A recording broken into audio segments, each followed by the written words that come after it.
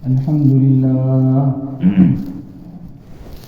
لله نحمده ونستعينه ونستغفره ونؤمن به ونتوكل عليه ونعوذ بالله من شرور أنفسنا ومن سيئات أعمالنا من يهده الله فلا مضل له ومن يضلله فلا هادي له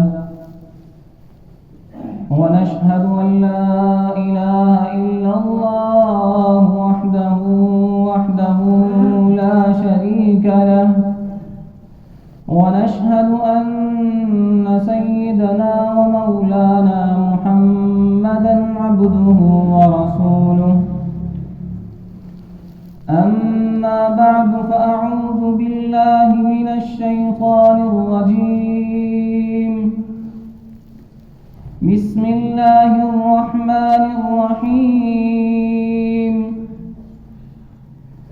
وعباد الرحمن الذين يمشون على الأرض هونا وإذا خاطبهم الجاهلون قالوا سلاما والذين يبيتون لربهم سجدا وقياما والذين يقولون ربنا اصرف عنا عذاب جهنم إن عذابها كان غراما إنها ساءت مستقرا ومقاما قال النبي صلى الله عليه وسلم من تواضع لله رفعه الله ومن كبر وضعه الله سبحان ربك رب العزة عما يصفون وسلام على المرسلين والحمد لله رب العالمين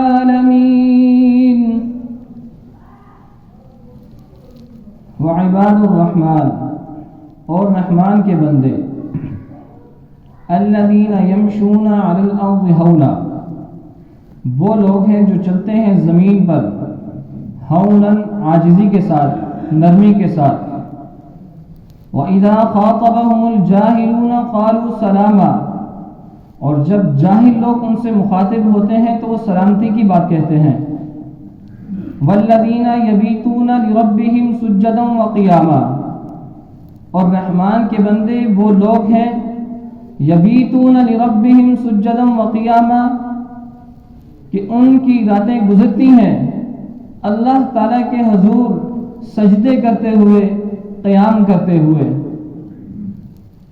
والذین اذا انفقوا لم يسرفوا ولم يقتروا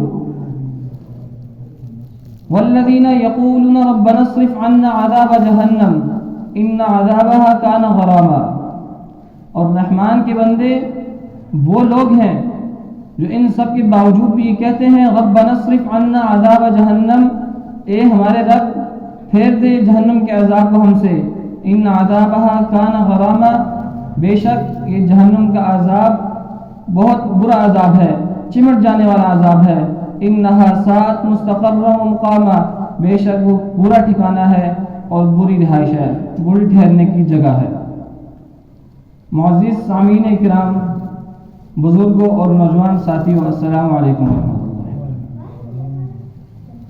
میں نے آپ کے سامنے قرآن مجید کے 19ویں پارہ کی سورۃ الفرقان کی آیت نمبر 63 سے آگے چند آیات تلاوت فرمائی اور پھر ان کا ترجمہ آپ کے گوش گزار کیا ہے تو حق تعالیٰ سے دعا ہے کہ اللہ تبارک و تعالی مجھے حق اور سچ کہنے کی توفیق عطا فرمائے بعد ازاں مجھے اور آپ کو ان گزارشات پر عمل کرنے کی توفیق عطا فرمائے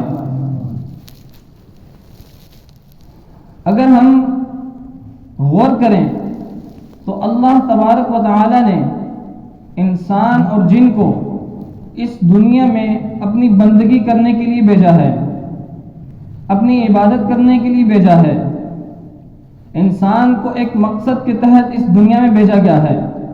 خود اللہ تعالیٰ کا فرمان ہے قرآن مجید کے اندر، وَمَا خَلَقْتُ الْجِنَّ وَالْإِنسَ إِلَّا لِيَعْبُدُونَ، اور نہیں پیدا کیا میں نے انس و جن کو مگر صرف اور صرف اپنی عبادت کرنے کے لیے۔ تو انسان کا مقصد اصلی جو اس دنیا میں آنے کا ہے وہ اللہ تعالیٰ کی بندگی کرنا ہے، اللہ تعالیٰ کی عبادت کرنا ہے، اللہ تعالیٰ کے احکامات کے مطابق عمل کرنا ہے، اللہ تعالیٰ کے بتائے ہوئے راستے پر چلنا ہے۔ وہ راستہ صراط مستقیم کا راستہ ہے۔ ایک فارسی کے شاعر نے کیا خوب کہا ہے، زندگی آمد برائے بندگی، زندگی آمد برائے بندگی، زندگی بے بندگی شرمندگی۔ زندگی انسان کو جو ملی ہے صرف اور صرف اللہ تعالیٰ کی عبادت کرنے کے لیے ملی ہے، اس لیے انسان کو اللہ تعالیٰ کی عبادت میں اپنی زندگی گزارنی چاہیے۔ ایسی زندگی جس کے اندر اللہ تعالیٰ کی بندگی نہیں ہوگی، اس زندگی میں شرمندگی ہی شرمندگی ہوگی، اس شرمندگی کے علاوہ اس کی زندگی میں کچھ نہیں ہوگا۔ اگر انسان اللہ تعالیٰ کے بتائے ہوئے احکامات کے مطابق عمل کرے گا، اللہ تعالیٰ کی بندگی اور اطاعت کرے گا، تو اس کی دنیا بھی سنورے گی اور اس کی آخرت بھی سنورے گی۔ تو انسان کو وما خلقت الجن والانس الا لیعبدون کے اندر جو چیز بیان کی گئی ہے اس کو پہچان کر اپنی زندگی کو گزارنا چاہیے۔ پھر اللہ تعالیٰ نے جو فرمایا وعباد الرحمن، اور پھر آگے عباد الرحمن کی صفات کو بیان کیا ہے۔ تو اس عباد الرحمن کے اندر دو الفاظ ہیں، نمبر ایک عباد، نمبر دو رحمان۔ اب عباد کہ رحمان کے بندے، عباد کی جمع ہے عبد کی، اور عبد کا لفظ اللہ رب العزت کو بہت ہی مقبول ہے، اور یہ لفظ اللہ تعالیٰ قرآن مجید میں بارہا اپنے مخصوص بندوں کے لیے بیان فرماتے ہیں۔ قرآن مجید میں اللہ تعالیٰ نے انبیاء کرام کا ذکر فرمایا تو عبد کا لفظ استعمال فرمایا۔ قرآن مجید میں اللہ تعالیٰ نے نبی کریم صلی اللہ علیہ وسلم کا ذکر فرمایا تو عبد کا لفظ فرمایا۔ انبیاء کا تذکرہ کرتے ہوئے اللہ رب العزت نے فرمایا وَاذْكُرْ عَبْدَنَا أَيُّوبَ وَاذْكُرْ عَبْدَنَا داؤد، یہاں پر بھی ایوب علیہ السلام کا نام لیا، ساتھ عبد کا لفظ استعمال کیا۔ الغرض جتنے بھی انبیاء کا ذکر فرمایا ساتھ نام کے ساتھ عبد کا لفظ استعمال فرمایا۔ قربان جاؤں اللہ رب العزت کی شان، نبی کریم صلی اللہ علیہ وسلم کی شان دیکھیے کہ جب فرمایا سبحان الذی اسری بعبدہ لیلا من المسجد الحرام الی المسجد الاقصی، پاک ہے وہ ذات جس نے سیر کرائی اپنے بندے کو مسجد حرام سے مسجد اقصی تک۔ تو یہاں پر اللہ رب العزت نے صرف اور صرف کیا لفظ استعمال کیا؟ عبد کا لفظ استعمال کیا۔ تو معلوم ہوتا ہے کہ عبد کا لفظ اللہ تعالیٰ کو بہت ہی پسند ہے، جو اللہ تعالیٰ اپنے خاص پسندیدہ بندوں کے لیے استعمال فرماتے ہیں۔ تو یہاں پر بھی فرمایا عباد الرحمن، رحمان کے بندے۔ دوسرا لفظ جو رحمان کا ہے وہ اللہ تعالیٰ کی تو بہت زیادہ اوصاف ہیں، اللہ تعالیٰ کے اسماء حسنہ بہت زیادہ ہیں، لیکن اللہ تعالیٰ نے یہاں پر جو اپنا اسم مبارک منتخب فرمایا وہ رحمان کا فرمایا کہ رحمان اپنے بندوں پر، اپنے ان پسندیدہ بندوں پر اپنی رحمتیں بھی نازل فرماتا ہے۔ رحمان کہ جو بہت زیادہ مہربانی کرنے والا ہے، بہت زیادہ رحمت کرنے والا ہے۔ تو عباد الرحمن پر اللہ تعالیٰ اپنی رحمتیں بھی نازل فرماتے ہیں۔ پھر آگے عباد الرحمن کے اوصاف بیان کرتے ہوئے اللہ رب العزت فرماتے ہیں الذین یمشون علی الارض ہونا، عباد الرحمن کون لوگ ہیں؟ الذین وہ لوگ ہیں یمشون علی الارض ہونا، جو چلتے ہیں علی الارض زمین پر، ہونن آہستگی کے ساتھ، شائستگی کے ساتھ، وقار اور سکینہ کے ساتھ چلتے ہیں، زمین پر چلتے ہیں۔ تو ولا تمشی فی الارض مرحا کو ملحوظ خاطر رکھتے ہوئے چلتے ہیں، تکبر اور غرور کے ساتھ نہیں چلتے۔ الذین یمشون علی الارض ہونا، عاجزی اور انکساری کے ساتھ چلتے ہیں، ایسے لوگ عباد الرحمن ہیں۔ الذین یمشون علی الارض ہونا۔ نبی کریم صلی اللہ علیہ وسلم کا چلنا بھی ہمیں سیرت طیبہ میں ملتا ہے کہ نبی کریم صلی اللہ علیہ وسلم کس طرح سے چلا کرتے تھے۔ نبی کریم صلی اللہ علیہ وسلم کے چلنے کے بارے میں آتا ہے کہ نبی کریم صلی اللہ علیہ وسلم جب چلتے تھے تو ایسا لگتا تھا گویا زمین آپ کے لیے سمٹ رہی ہے۔ فرمایا الذین یمشون علی الارض ہونا، کہ زمین پر اکڑ کر نہیں چلنا، نرمی کے ساتھ چلنا ہے۔ اس لیے کہ قرآن مجید میں اللہ تعالیٰ فرماتے ہیں سأصرف عن آیاتی الذین یتکبرون فی الارض بغیر الحق، کہ ان قریب میں پھیر دوں گا ان لوگوں کو اپنے نشانیوں سے، اپنی آیتوں سے، جو زمین میں ناحق تکبر کرتے ہیں۔ اب یہ ناحق تکبر کا جو ذکر کیا ہے، یہ ناحق اس لیے بیان فرمایا کہ تکبر ہی ہوتا ہی ناحق ہے، کیونکہ تکبر، بڑائی، غرور انسان کے ساتھ جچتا نہیں ہے۔ اگر تکبر کرنے کا حق، اگر بڑائی بیان کرنے کا حق، اگر بڑا ہونے کا حق، اگر غرور کرنے کا حق کسی کو ہے تو وہ صرف اور صرف اللہ تعالیٰ کی ذات ہے۔ وہ ذات جو کسی چیز کی محتاج نہیں، وہ ذات جس کو نہ نیند آتی ہے نہ اونگ آتی ہے، وہ ذات جو کھانے پینے میں کسی کی محتاج نہیں، وہ ذات کہ چلنے پھرنے میں کسی کی محتاج نہیں، وہ ذات جس کو نہ کوئی بیماری آتی ہے، وہ ذات جو جس کا کسی کے ساتھ لین دین نہیں۔ انسان کیوں تکبر کرتا ہے؟ انسان کیوں غرور کرتا ہے؟ انسان کے ساتھ تو یہ چیز جچتی نہیں۔ انسان تو خود ایک بہت معمولی چیز کی پیدائش ہے۔ سورہ علق میں اللہ تعالیٰ فرماتے ہیں خلق الانسان من علق، کہ انسان کو تو ایک لوتڑے سے پیدا کیا گیا ہے۔ تو انسان کو تکبر اور غرور سے پاک ہو کر چلنا چاہیے۔ اب یہ چلنا صرف چلنا نہیں، بلکہ انسان کو اپنی پوری کی پوری زندگی عاجزی کے ساتھ گزارنی چاہیے۔ پوری کی پوری زندگی میں انسان نرمی کے ساتھ چلے۔ انسان کا اٹھنا بیٹھنا، کھانا پینا، رہن سہن، ہر چیز عاجزی کے ساتھ ہونا چاہیے، جس طرح کہ نبی کریم صلی اللہ علیہ وسلم نے کر دکھایا۔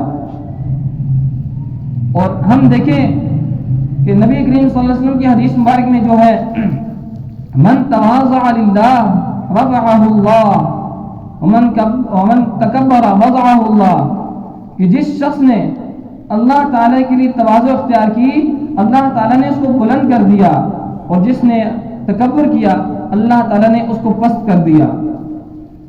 ہم دیکھیں حضرات صحابہ کرام رضوان اللہ علیہم اجمعین میں کتنے ہی ایسے صحابہ کرام ہیں جو پہلے کیا تھے، جب اسلام قبول کیا، اسلام میں آئے، اور اس کے بعد ان کی کیا شان بنی۔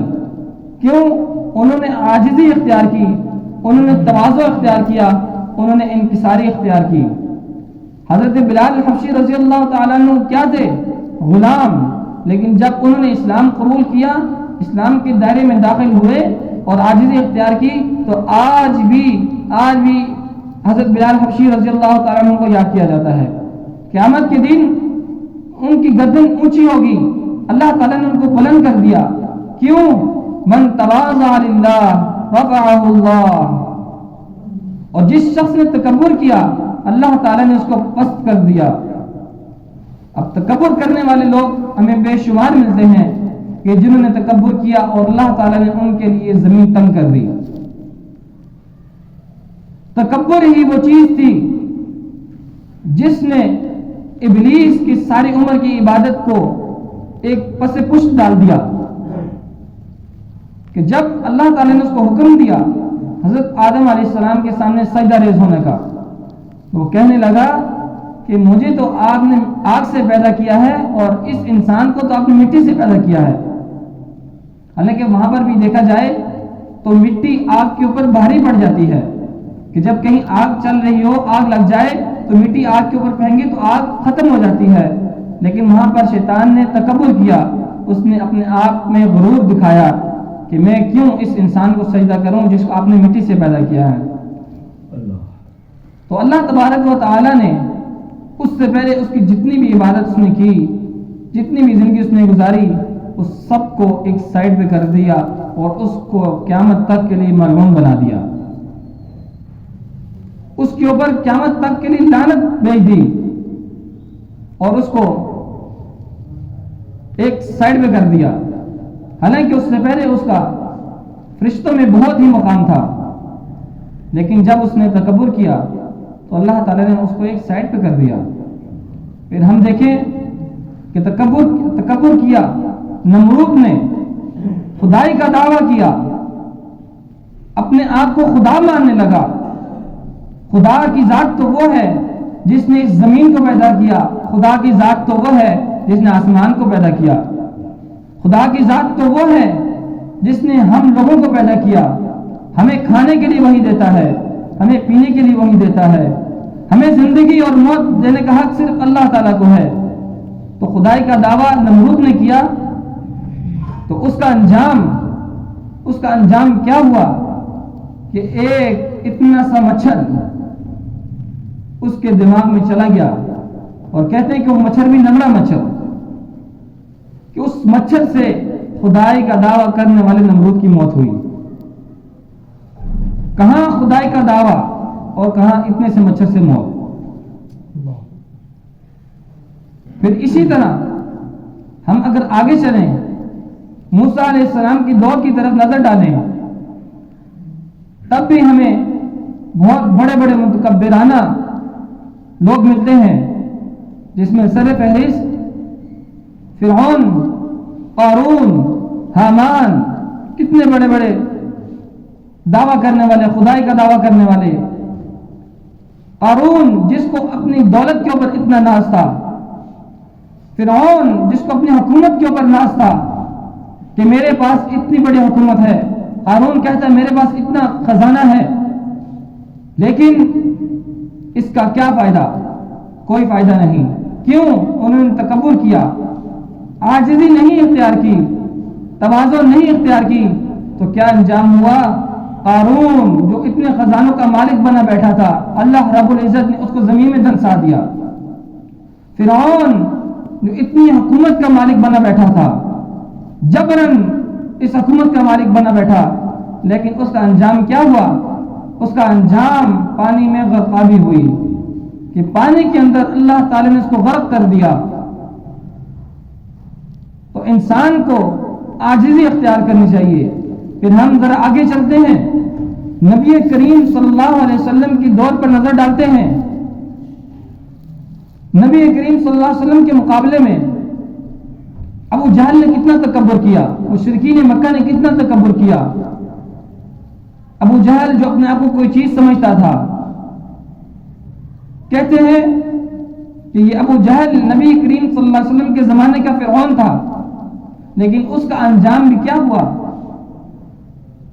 من کبر وضعہ اللہ، کہ اس نے تکبر کیا، اللہ تعالی نے اس کو بھی پست کر دیا. کیسے پست کیا؟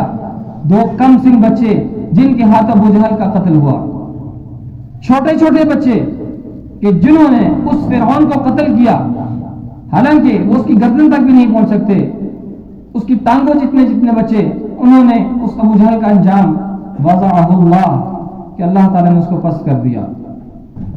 اسی طرح غزوہ بدر میں اگر ہم دیکھیں کہ مسلمانوں کی حضرات صحابہ کرام کی تعداد ایک مٹھی پر ہے، لیکن سامنے آنے والی فوج، سامنے آنے والے مشرکین، سامنے آنے والے غیر مسلم، ان کی تعداد ایک بہت بڑی تعداد ہے.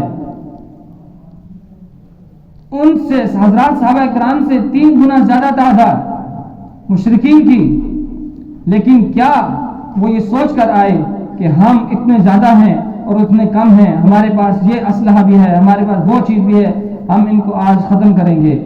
لیکن ادھر سے جو مٹھی پر لوگ، انہوں نے اللہ تعالیٰ کے لیے عاجزی اختیار کی، انہوں نے اللہ تعالیٰ کے آگے اپنا سر تسلیم خم کیا، ان کو اللہ تعالیٰ نے فتح دی، اللہ تعالیٰ نے ان کا سر بلند کیا، رفعہ اللہ، اللہ تعالیٰ نے ان کو بلند کر دیا.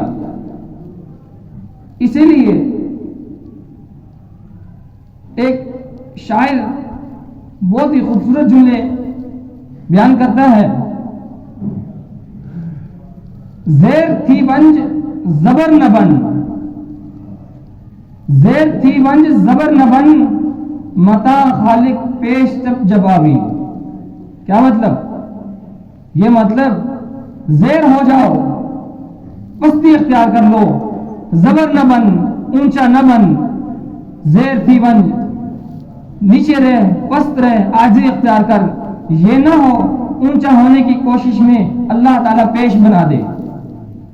آپ دیکھیں زیر لیٹی ہوئی، زبر کھڑی، لیکن اگر آپ کھڑا ہونے کی کوشش کریں گے، تکبر کرنے کی کوشش کریں گے، تو یہ نہ ہو کہ اللہ تعالیٰ آپ کو پیش کر دے، ہلکا سا مروڑ دے۔ ہم دیکھیں کہ جب کبھی زلزلہ آتا ہے تو ہمارے سانس اکھڑ جاتے ہیں، ہم گھروں سے باہر نکل آتے ہیں، ہم اس کلمہ توحید کا ذکر کرنے لگتے ہیں، ہم اللہ تعالیٰ کی عبادت کرنے لگتے ہیں۔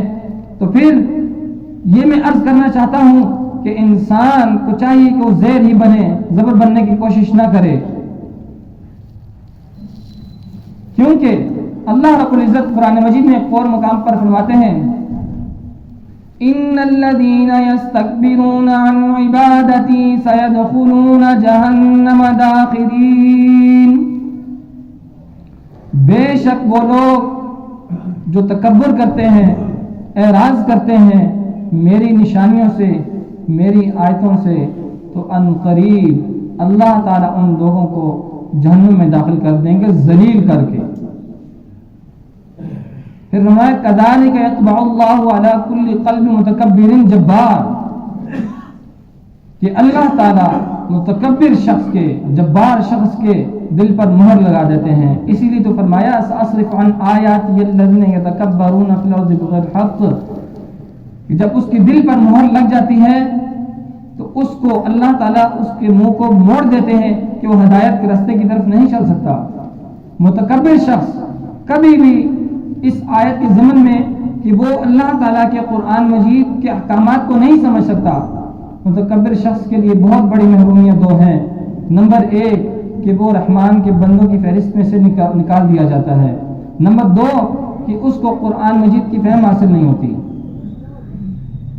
اللہ تعالیٰ اس کا منہ پھیر دیتے ہیں اپنی نشانیوں سے کہ جب اس کو ہدایت کا راستہ دکھایا جاتا ہے تو اس کے اوپر نہیں چلتا، جب اس کو گمراہی کا راستہ دکھایا جائے تو آنکھیں بند کر کے چلنے لگ پڑتا ہے۔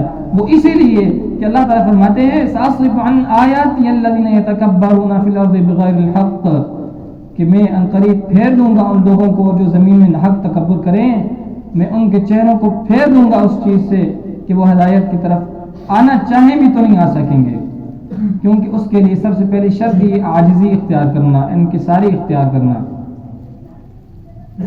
اور پھر سورہ لقمان کے اندر حضرت لقمان اپنے بیٹے کو نصیحت کرتے ہیں، اس نصیحت میں یہ نصیحت بھی شامل ہے وَلَا تَمْشِي فِي الْأَرْضِ مَرَحًا،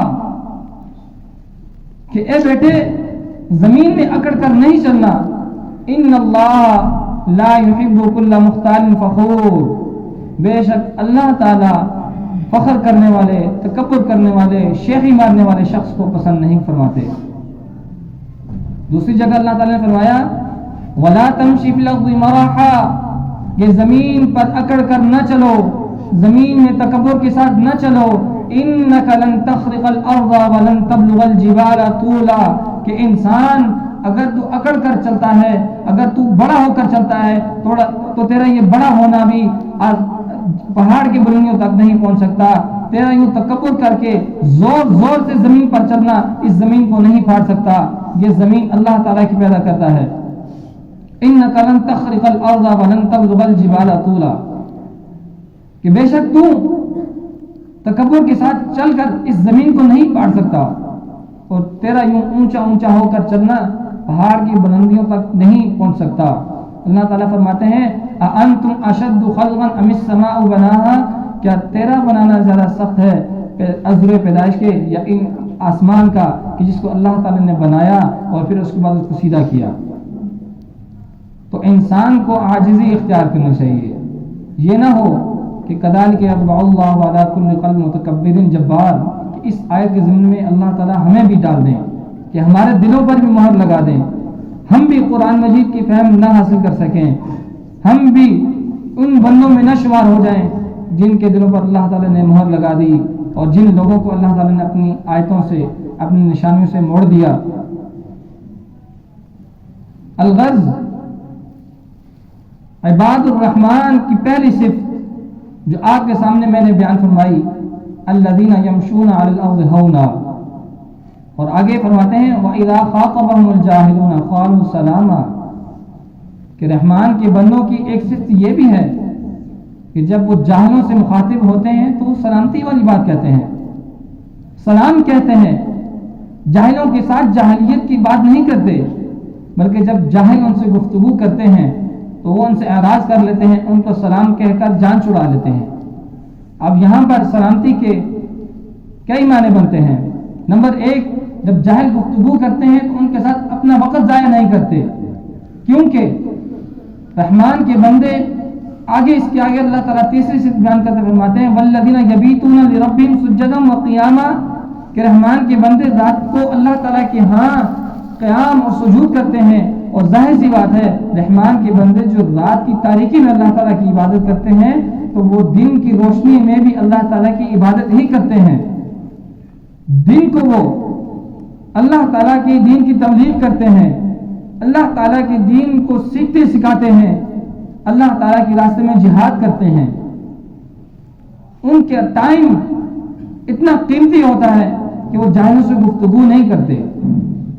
اب یہ جاہلوں سے اعراض کرنا، یہ اعراض اس لیے کرنا ہے کہ وہ جاہل اس موڑ پہ کہ جب آپ ان سے بحث مباحثہ کریں اور آپ یہ بھانپ لیں کہ بھائی میں اس وقت ان سے گفتگو کر رہا ہوں لیکن میری گفتگو کرنے کا مقصد پورا نہیں ہوگا، یہ صرف اور صرف بحث مباحثہ پر چلیں گے، تو وہ ان سے اعراض کرتے ہیں۔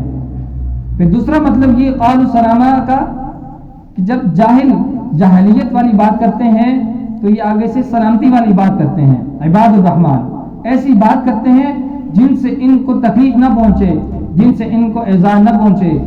دیکھیے کہ جب موسیٰ علیہ السلام اور ہارون علیہ السلام کو اللہ رب العزت فرعون کے دربار میں بھیج رہے ہیں، تبلیغ کے لیے بھیج رہے تو فرماتے ہیں فَقُولَا لَهُ قَوْلًا لَيِّنًا لَعَلَّهُ يَتَذَكَّرُ أَوْ يَخْشَىٰ، کہ آپ جائیں اور جا کر ان سے ایسی بات کہیں کہ نرم بات کہیں کہ شاید کہ وہ دو کاموں میں سے ایک کام کر لے۔ نمبر ایک، یا تو وہ نصیحت حاصل کر لے، اگر نصیحت نہ حاصل کرے تو وہ ڈر ضرور جائے۔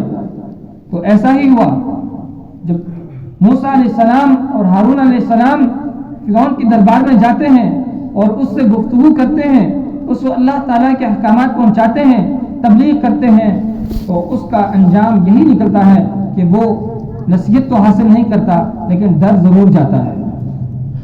اور یہی وجہ ہے تاریخ میں ہمیں ملتا ہے کہ فرعون اسلام قبول کرنے کے لیے بھی تیار ہو جاتا ہے، لیکن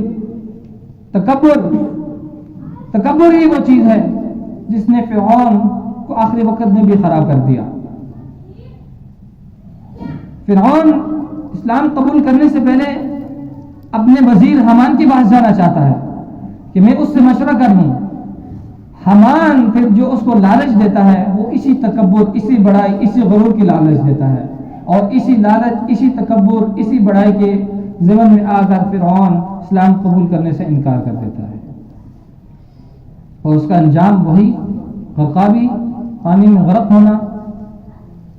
تو ان دو تین صفات جو میں نے آپ کے سامنے بیان فرمائی ہیں، بیان فرمانے کا مقصد ہمیں یہ دیکھنا ہے کہ مجھ میں، آپ میں اگر یہ تینوں اوصاف پائے جاتے ہیں تو الحمدللہ، اگر نہیں پائے جاتے، کہیں کمی رہ گئی ہے تو ہمیں چاہیے کہ ہم اس کمی کو دور کریں۔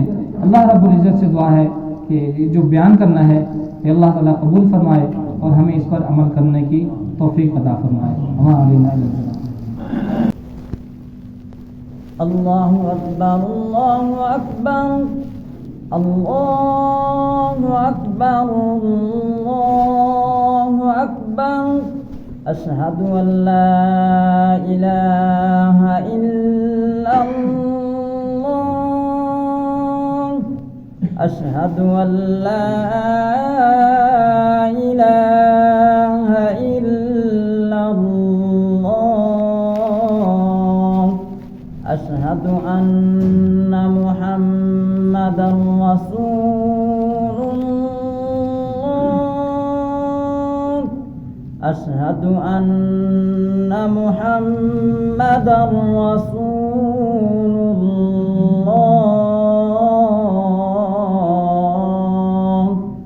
حي على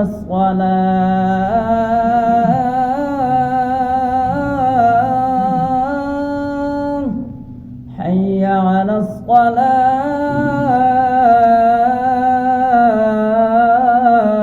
الصلاة حي على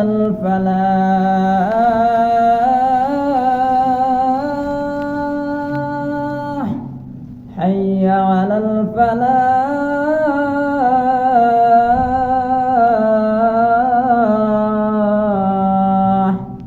الله أكبر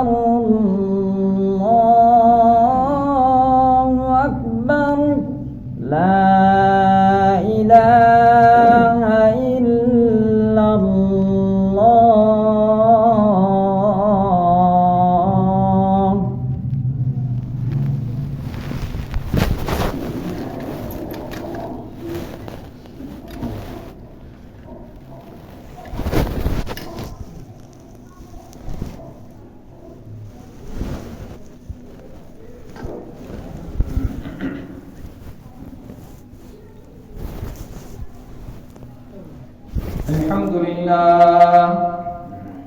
الحمد لله نحمده ونستعينه ونستغفره ونؤمن به ونتوكل عليه ونعوذ بالله من شرور أنفسنا ومن سيئات أعمالنا من يهده الله فلا مضل له ومن يضلله فلا هادي له ونشهد أن لا إله إلا الله وحده لا شريك له ونشهد أن محمدا عبده ورسوله أما بعد فأعوذ بالله من الشيطان الرجيم بسم الله الرحمن الرحيم وعباد الرحمن الذين يمشون على الأرض هونا وإذا خاطبهم الجاهلون قالوا سلاما والذين يبيتون لربهم سجدا وقياما والذين يقولون ربنا اصرف عنا عذاب جهنم إن عذابها كان غراما قال النبي صلى الله عليه وسلم من تواضع لله رفعه الله ومن كبر وضعه الله بارك الله لنا ولكم في القرآن العظيم ونفعنا وإياكم بالآيات والذكر الحكيم أستغفر الله لي ولكم ولسائر المسلمين والمسلمات إنه تعالى جواد كريم ملك بر رؤوف رحيم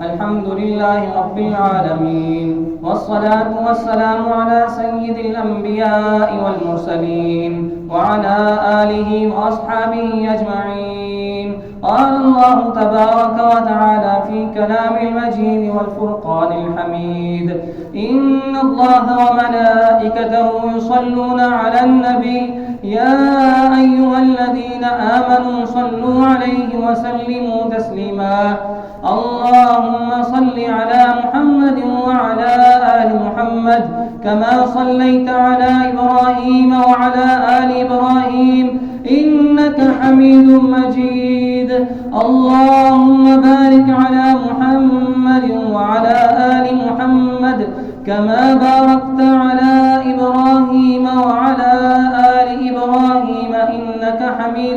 مجيد.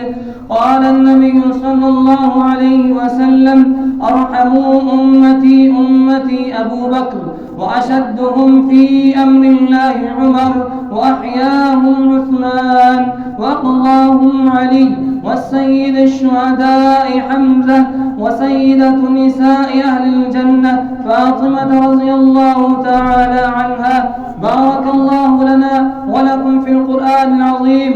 اللهم اغفر لجميع المؤمنين والمؤمنات والمسلمين والمسلمات الأحياء منهم والأموات.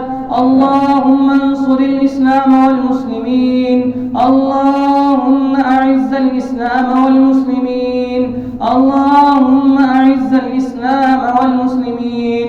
تعالوا عباد الله رحمكم الله، إن الله يأمر بالعدل والإحسان وإيتاء ذي القربى وينهى عن الفحشاء والمنكر والبغي يعظكم لعلكم تذكرون.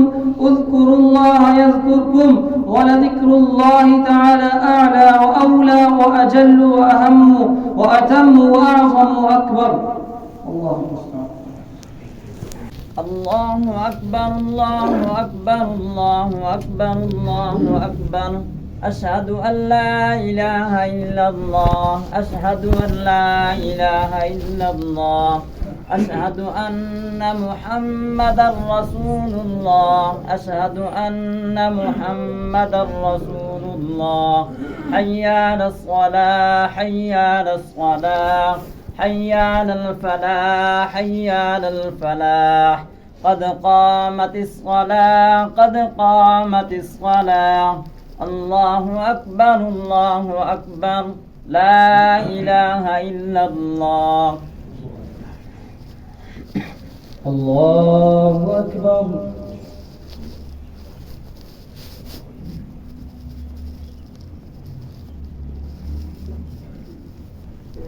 الحمد لله رب العالمين، الرحمن الرحيم، مالك يوم الدين. إياك نعبد وإياك نستعين. اهدنا الصراط المستقيم، صراط الذين أنعمت عليهم غير المغضوب عليهم ولا الضالين.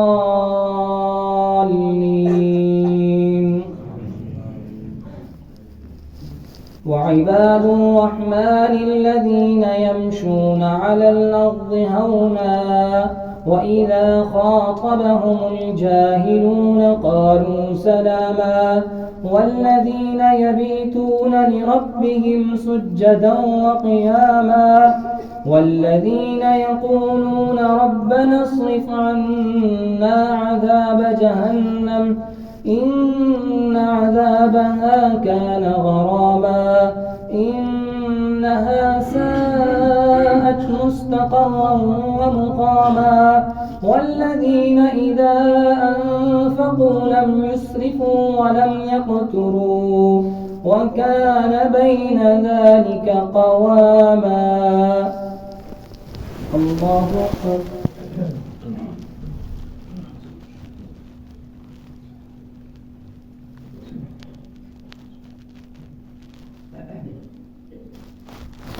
سمع الله لمن حمده. الله أكبر.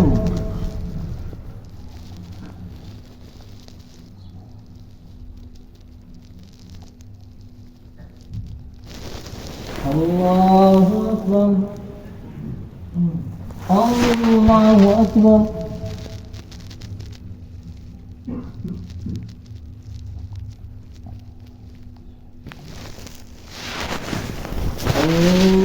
الله أكبر. الحمد لله رب العالمين، الرحمن الرحيم، مالك يوم الدين. إياك نعبد وإياك نستعين.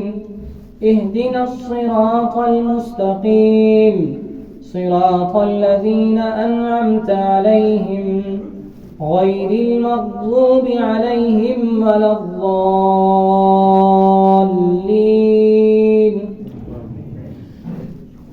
إن للمتقين مفازا حدائق وأعنابا وكواعب أترابا وكأسا دهاقا لا يسمعون فيها لغوا ولا كذابا جزاء من ربك عطاء حسابا. الله أكبر.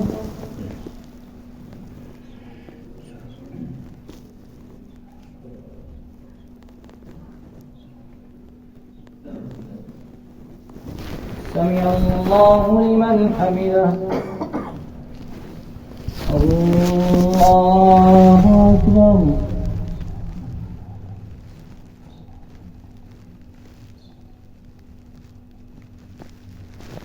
الله أكبر. الله أكبر.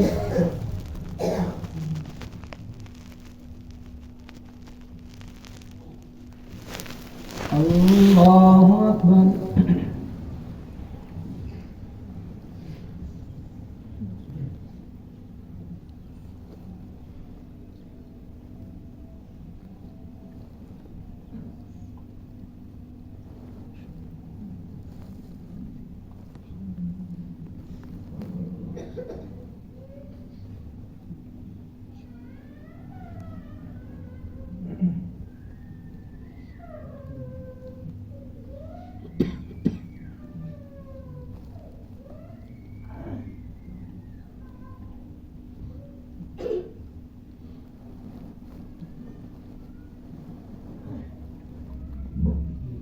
السلام عليكم ورحمة الله.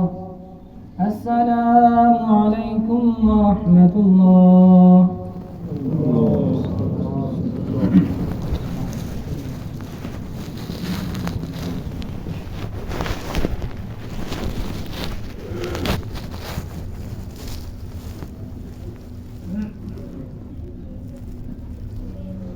اللهم صل على محمد النبي الأمي وعلى آله وأصحابه وسلم تسليما.